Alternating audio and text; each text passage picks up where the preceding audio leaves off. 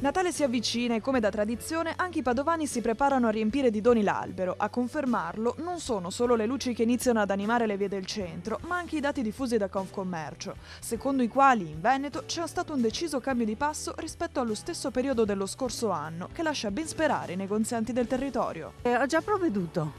Sì, sono andata sui generi alimentari, perché ho detto almeno quello lì è una cosa che serve, si mangia, può piacere o meno, però insomma sapendo un po' i gusti delle persone a cui vanno, penso di avere azzeccato. Ecco, non vado a sperperare in altre cose che magari poi non fanno neanche piacere o sono inutili magari. Io ho già fatto tutto col Black Friday online. Nessun budget, c'è il piccolino adesso, i grandi sono tutti a posto, per cui il consumismo ormai è passato anche di moda. Facciamo un regalino dovuto al piccolino, poi i normali auguri, poi se serve te lo faccio durante l'anno un regalo, non serve adesso. Non ci ho ancora pensato, però dovrei dire di quanto più o meno il budget, un centinaio d'euro.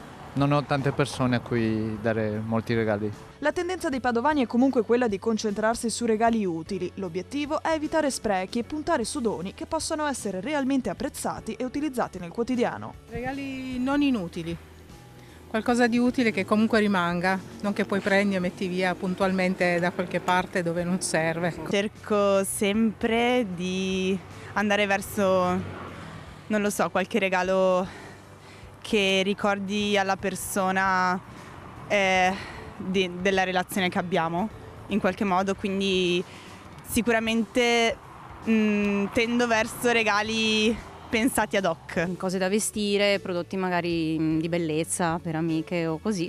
E ho cercato di fare qualcosa che potesse essere nelle mie tasche ma anche gradito. Piccolino, un bimbo di 2 anni, la piscina con le macchinine, le solite robine, che a dire il vero però se ne occupa la nonna. E io contribuisco solo.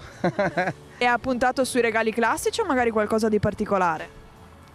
No, non posso dirglielo, poi stasera vedono il servizio, cosa facciamo? No, rimane segreto questo.